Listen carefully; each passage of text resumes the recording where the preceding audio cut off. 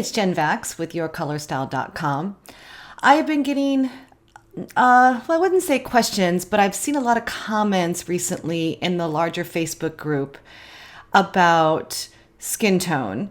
And this conversation comes up because people are trying to figure out if they have warm or cool undertones, and perhaps you are as well. A common description of skin that has cool undertones is pink. You know, if you have a pinkish quality to your skin, you likely have cool undertones. And if you have a peach or golden quality to your skin, then you likely have warm undertones. Well, the word pink can actually confuse things a little bit. And it made me think about creating this video because there was a comment in the group by someone that said that they feel like they don't fit anywhere and that they are feeling neutral because if they stand next to someone with cool undertones, their skin seems warm. And if they stand next to someone with warm undertones, their skin looks pink. And so that person is confused. So I created this video to hopefully clear up some confusion. And maybe if you're right there feeling the same way, you can decide if you have warm or cool undertones from this video. Now, I will say that this video is for lighter skin individuals. Pink doesn't come up in the conversation very often when you've got medium to darker brown skin. So this will be for lighter skinned individuals. All right, so the best way to describe and explain this is to talk about the actual color pink. All right, so the color pink on the color wheel, and I have both the bright and the soft color wheel here, although we'll just refer mostly to the bright color wheel because it's just easier to explain the concept. But pink can be anywhere from magenta, which is on the cool side of the color wheel, over to a cool pink, then crossing over to the warm side with a warm pink, and then red. So notice that from the brightest colors here down to the lightest colors can all be considered pink. In fact, you can even lean a little bit into the red orange for some of that peachy quality as well. So all of these are considered pink. And so feeling like your skin is pink and then therefore you must have cool undertones is a little bit misleading. So let me explain. This is red. This is a true red, meaning that it is as balanced as you can get, not necessarily a warm orangey red or a magenta, leaning towards magenta, a cool bluish based red. Okay, so it's a very neutral red. And when you add white to it, you get these versions of pink. Now this neutral red and these pinks don't necessarily mean that you have cool or warm undertones because it is fairly neutral. You could have potentially this kind of pink in your skin and not really know what undertones you have because it's very neutral. All right. Now in art and in paint, red is actually created with magenta, which is a very cool base pink. It's right over here. It's very cool. And yellow, which is warm and on the warm side of the color wheel. So it's actually created with a mix of cool and warm. Now, red is a traditional primary color, and you can get ink and paint in probably a very neutral red. But for purposes of explaining this concept of cool to warm pinks, we are going to use the more modern primary colors that are used often in ink and in paint. In ink, in the CMYK 4 color process, red is created with an even balance of magenta and yellow. Now, if you did that with paint, it's not actually true. When you mix these two colors, you get orange first, and you have to add a lot of magenta to get to red. But in ink, when you're doing printing process, this is a very red is in between these two colors. All right. So then when we chart this out with just we're not talking about pink at this very second, but we will. When you have red as the neutral, meaning the even balance between magenta and yellow, then you can see how it cools down when you add magenta to get to magenta. You can see how blue based it is next to the true red. And this red right here, that's more now kind of leaning pink, I call this watermelon. And it is still considered a fairly neutral color. Even though it's on the warm side of the color wheel, it's still not too cool.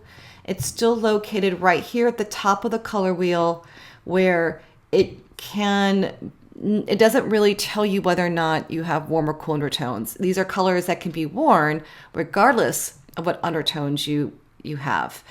And then when you add yellow, you warm it up. You can see how very quickly we get into like these tomato reds over to oranges and these golden yellows. So now let's add white to them. So we get those pinks.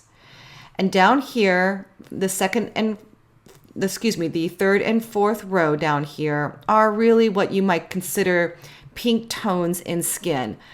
Maybe, it's obviously unrealistic to assume someone's walking around with these colors like opaque on their skin, but I would bet you that when you're looking at these, you might even say, well, I kind of actually see some of these colors in my skin. If I hold up maybe this color here or this one, this pink against my skin, I am warm undertones, and I see kind of a combination of maybe these three colors right here. But I definitely don't have this pink or any of these blue-based pinks because that would mean I have cool undertones. So you can see how everything is relative. You can see that if you've got these kind of pinks in your skin, you probably do feel neutral. And when you stand next to someone that has more dominantly warm tones, you may feel very pink.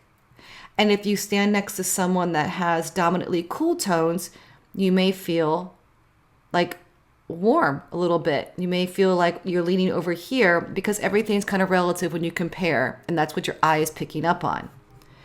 So when we look at this, you can see how this kind of reads in real life. Now, please don't, do this to your own photo because photos in general usually need to be adjusted before you can get an accurate read. So a lot of photos that we take ourselves come across with a lot of yellow in them. You may even notice in my color analysis videos that I adjust the photo first and pull out a lot of yellow before I begin the analysis. And so what I don't want is for you to take a photo and hold it up to these circles and decide your undertones because it will likely come across as warm, and that might be misleading. These photos I found here are photos I use all the time in my videos, and they are fairly true to what I think they might look like in real life and communicates the concept very well. But it doesn't mean that all photos will work this well up against these circles. I just want to give you a warning so that you don't suddenly give yourself the wrong information, okay? But you can see here how dominantly warm her skin is, and you can see these peaches and warmer tones coming out of her skin. Here, she's very neutral.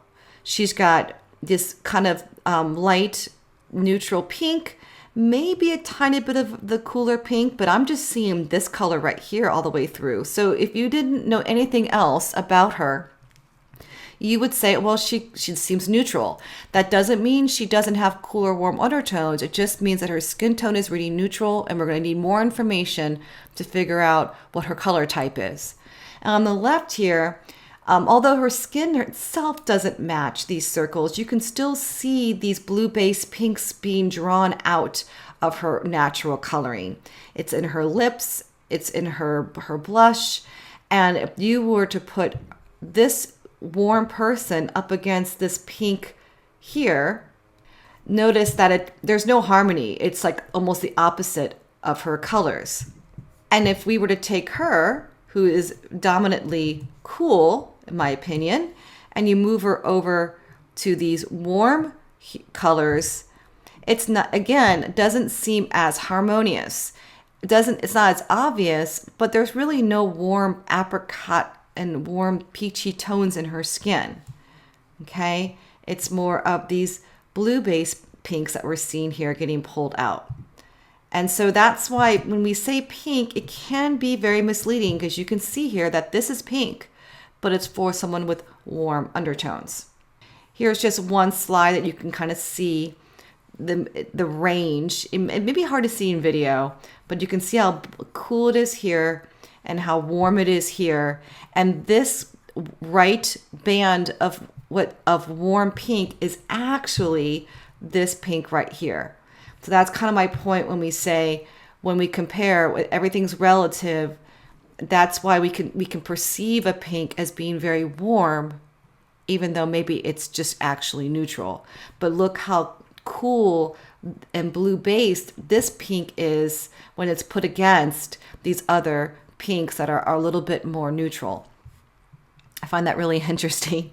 So I hope that this little bit of information opens your eyes a little bit to understanding pink and how it relates to your skin tone and undertone.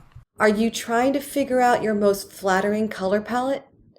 Take the free color analysis quiz at yourcolorstyle.com. Visit yourcolorstyle.com/quiz. I show you lots of photos that will help you quickly learn your color type. Again, visit yourcolorstyle.com/quiz. I'm Jen Vax, and thank you so much for watching.